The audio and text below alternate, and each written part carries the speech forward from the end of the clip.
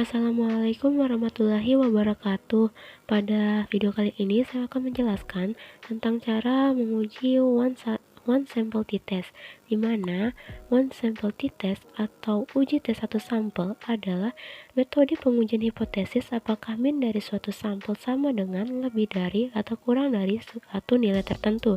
Jadi one sampel t-test ini untuk menguji suatu hipotesis atau dugaan sementara apakah data yang kita peroleh sama dengan, lebih dari, atau kurang dari angka yang kita duga atau angka yang kita membuat hipotesisnya tadi.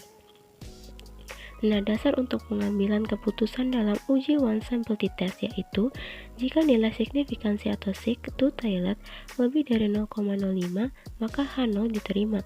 Jika nilai signifikansi atau sig-to-tailed kurang dari 0,05 maka H0 ditolak. Nah, di sini saya sudah mempunyai sebuah contoh soal untuk menguji one sample t-test, di mana seorang peneliti membuat dugaan yang menyatakan bahwa nilai rata-rata hasil belajar siswa yang aktif di OSIS adalah sama dengan 75. Jadi di sini seorang peneliti membuat hipotesis bahwa nilai rata-rata hasil belajar siswa yang aktif di OSIS adalah sama dengan 75.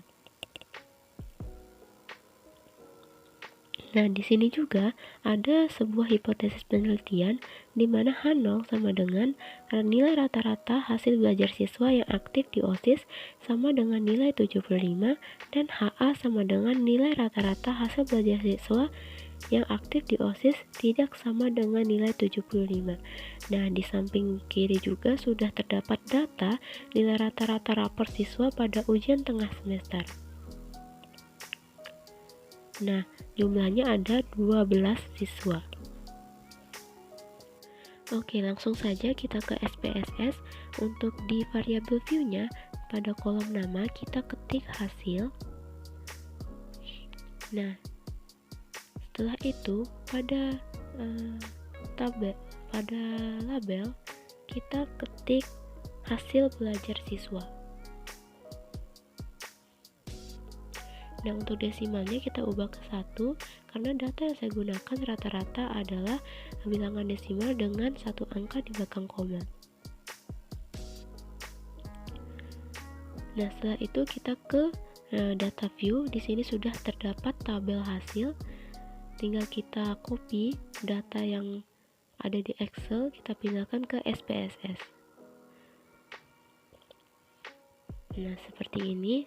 Sebentar, saya akan hapus ini terlebih dahulu. Nah, jadinya seperti ini. Nah, untuk menguji one sample t-test, kita langsung ke analyze, ke compartments. Kita klik, kita ulang analyze, compartments, one sample t-test. Nah, untuk hasil belajar siswa, kita pindahkan ke test variabel dan untuk values-nya kita ubah ke 75 karena ini adalah angka yang diduga oleh peneliti tadi. Kita ke option dan ini kita tetapkan saja sebagai 95% untuk confidence-nya. Oke, kita continue dan oke. Nah, sudah keluar hasilnya. Di sini kita perhatikan pada tabel one sample test. Kita perhatikan nilai sig-nya. Nilai sig pada tabel ini menunjukkan nilai 0,011, di mana 0,011 ini kurang dari 0,05. Maka, berdasarkan dasar pengambilan keputusan dalam uji one sample t-test, jika nilai signifikansi sig-to-tailed kurang dari 0,05 maka H0 ditolak. Maka dari itu, kita lihat di sini H0-nya adalah nilai rata-rata hasil belajar siswa yang aktif di OSIS sama dengan nilai 75.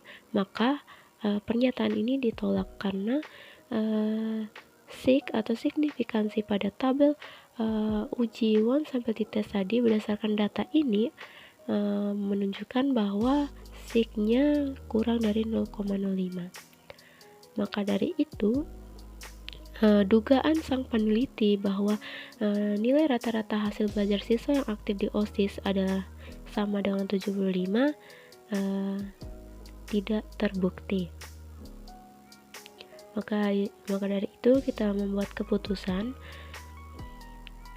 bahwa H0 ditolak dan HA diterima.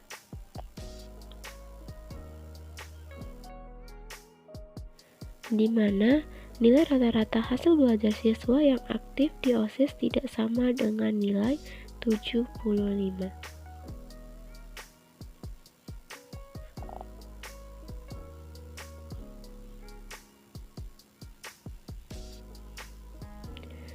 Nah, inilah teman-teman keputusannya yang bisa kita ambil dari hasil uji one sample t-test pada data nilai rata-rata rapor siswa pada ujian tengah semester.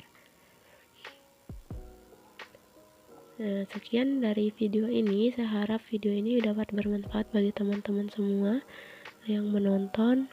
Wassalamualaikum warahmatullahi wabarakatuh.